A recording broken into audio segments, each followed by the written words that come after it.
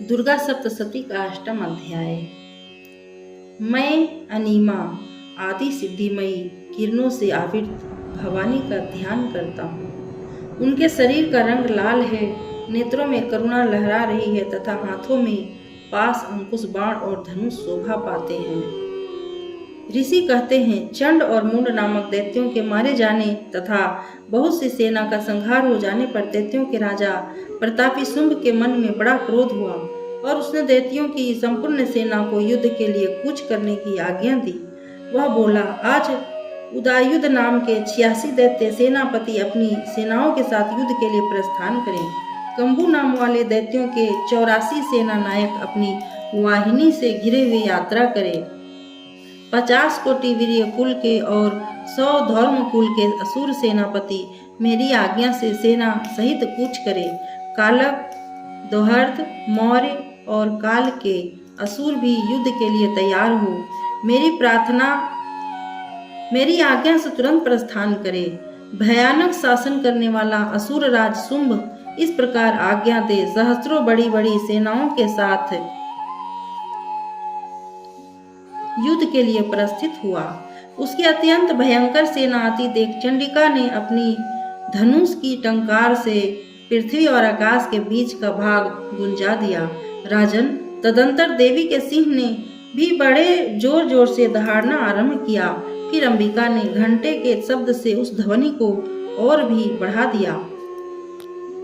धनुष की टंकार, सिंह की दहाड़ और घंटे की ध्वनि से संपूर्ण दिशाएं गूंज उठी।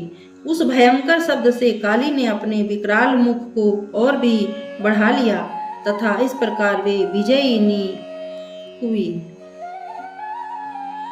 उस तुमुल नाद को सुन कर दैत्यों की सेनाओं ने चारों ओर से आकर चंडिका देवी, सिंह तथा काली देवी को क्रोधपूर्वक घेर लिया। राजन, इसी बीच में असुरों के विनाश तथा देवताओं के अभ्युदय के लिए ब्रह्मा, शिव, कार्तिकेय, विष्णु तथा इंद्र आदि देवों की शक्तियां जो अत्यंत पराक्रम और बल संपन्न थी, उनके शरीर से निकलकर उन्हीं के रूप में चंडिका देवी के पास गई। जिस देवता का जैसा रूप, जैसी वेशभूषा और जैसा वाहन है, ठीक वैसे ही साधनों से संपन्न हो उसकी शक्ति असुरों से युद्ध करने आई। सबसे पहले हंस युक्त विमान पर बैठी हुई अक्षसूत्र और कमंडलू से सुशोभित ब्रह्मा जी की शक्ति उपस्थित हुई, जिसे ब्रह्मानी कहते हैं। महादेव जी की शक्ति वृषभर पर आरूढ़ हो, हाथों में श्रेष्ठ त्रिशूल धारण किए हुए, महानाग का कंकन पहने, मस्तक में चंद्र रेखा से विभूषित हो वहां आ पहुंची। कार्तिकेय जी की शक्ति रूपा जगदम्बिका उन्हीं का रूप धारण किए श्रेष्ठ मयूर पर आरूढ़ हो हाथ में शक्ति लिए दैत्यों से युद्ध करने के लिए आई। इसी प्रकार भगवान विष्णु की शक्ति गरुड़ पर विराजमान हो शंख, चक्र, गदा, सांग, धनुष तथा खड्ग हाथ में लिए वहां आई।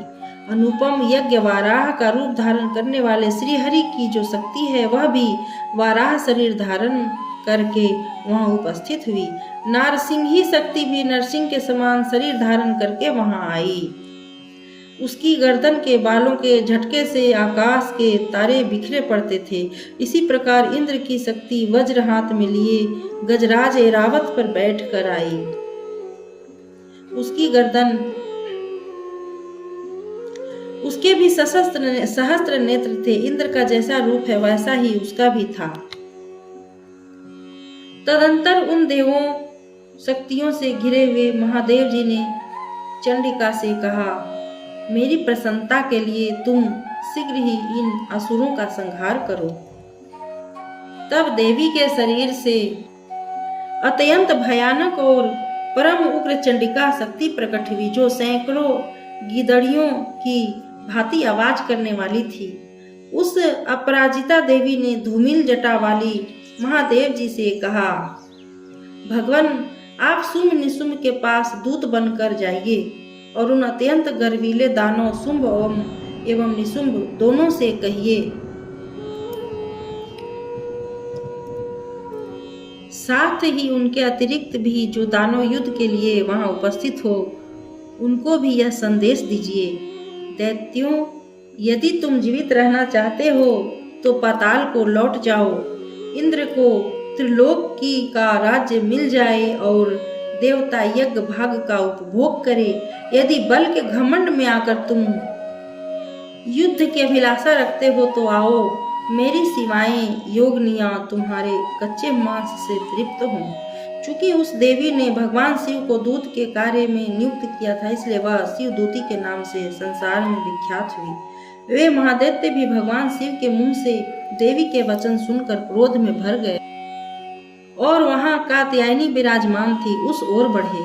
तदंतर वे दैत्य अमरस में भरकर पहले ही देवी के ऊपर बाण, शक्ति और सृष्टि आदि अस्त्रों की वृष्टि करने लगे। तब देवी ने भी खेल खेल में ही धनुष की टंकार की और उसके छुड़े हुए बड़े बड़े बाणों द्वारा दैत्यों के चलाए हुए बाण, शूल, शक्ति और फरसों को काट डाला। फिर काली उनके आगे होकर शत्रुओं को शूल के प्रहार से विदीर्ण करने लगी और खड़वांग से उनका कचुमर निकालते हुए रणभूमि में विचरने लगी। ब्राह्मणी भी जिस ओर दौड़ती उसी ओर अपने कमंडलों का जल छिड़क कर शत्रुओं के ओज और पराक्रम को नष्ट कर देती थी। महेश्वरी ने त्रिशूल से तथा वैष्णवी ने चक्र से और अत्यंत क्रोध में भरी हुई कुमार कार्तिकेय की शक्ति से दैत्यों का संहार आरंभ किया। इंद्र शक्ति के वज्र प्रहार से विदीर्ण सो सैकड़ों दैत्य दानव रक्त की धारा बहाते हुए पृथ्वी पर सो गए। वाराही शक्ति ने कितनों को अपनी थुथुन की मार से नष्ट किया। दाढ़ों के अग्रभाग से वे कितनों की छाती छेद डाली तथा कितने ही दैत्य उसके चक्र की चोट से विदीर्ण होकर गिर पड़े।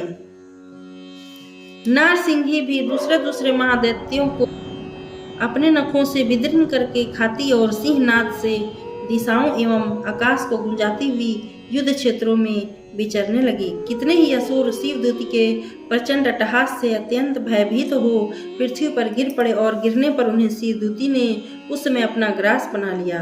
इस प्रकार क्रोध में भरे हुए मातृगणों को नाना प्रकार के उपायों से बड़े बड़े असुरों का गर्दन करते देख दैत्य सैनिक भाग खड़े हुए। मातृगणों से पीड़ित दैत्यों को युद्ध से भागते देख रक्तबीज नामक महादैत्य क्रोध में भरकर युद्ध करने के लिए आया। उसके शरीर से जब रक्त की बूंद पृथ्वी पर गिरती तब उसकी समान शक्तिशाली एक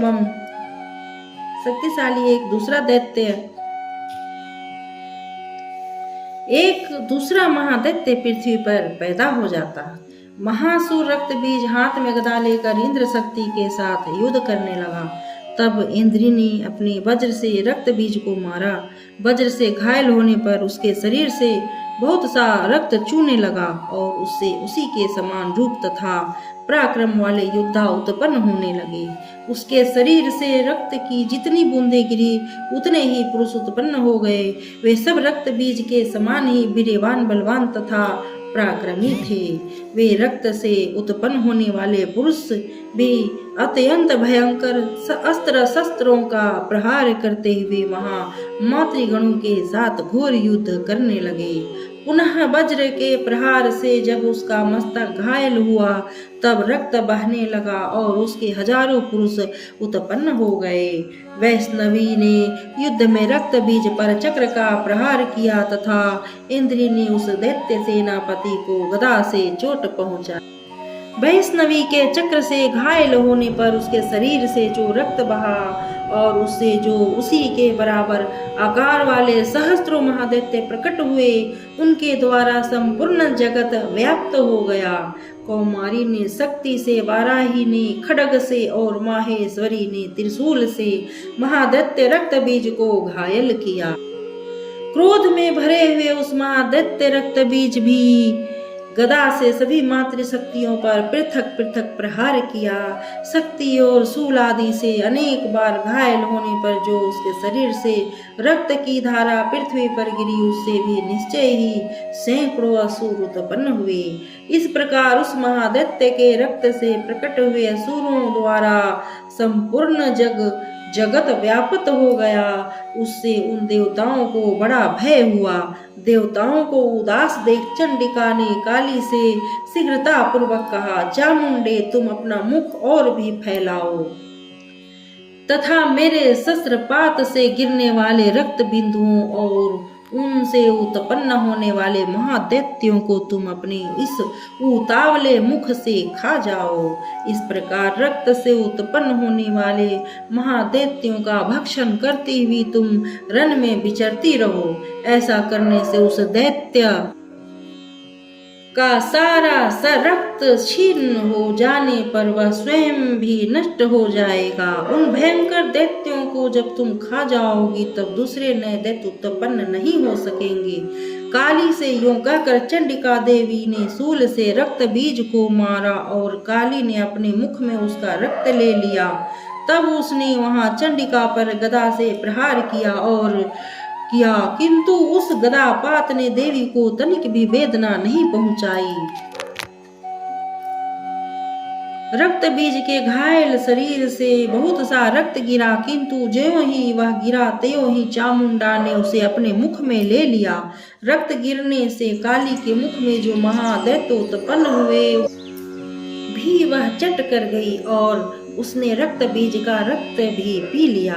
तदंतर देवी ने रक्त बीज को, जिसका रक्त चामुंडा ने पी लिया था, वज्रबाण खड्ग तथा ऋषि आदि से सृष्टि आदि से मार डाला। राजन, इस प्रकार शस्त्रों के समुदाय से आहत एवं रक्तहीन हुआ महादैत्य रक्त बीज पृथ्वी पर गिर पड़ा। नर से नरेश्वर, इससे देवताओं को अनुपम हर्ष की प्राप्ति हुई और मातृगण उन असुरों के रक्त पान के मद से अदत्तसा होकर नृत्य करने लगा। इस प्रकार श्री मार्कंडेय पुराण में सार्वजनिक मनमंत्र की कथा के अंतर्गत देवी महात्म्य में रक्त बीज का वध नामक 8वां अध्याय पूरा हुआ।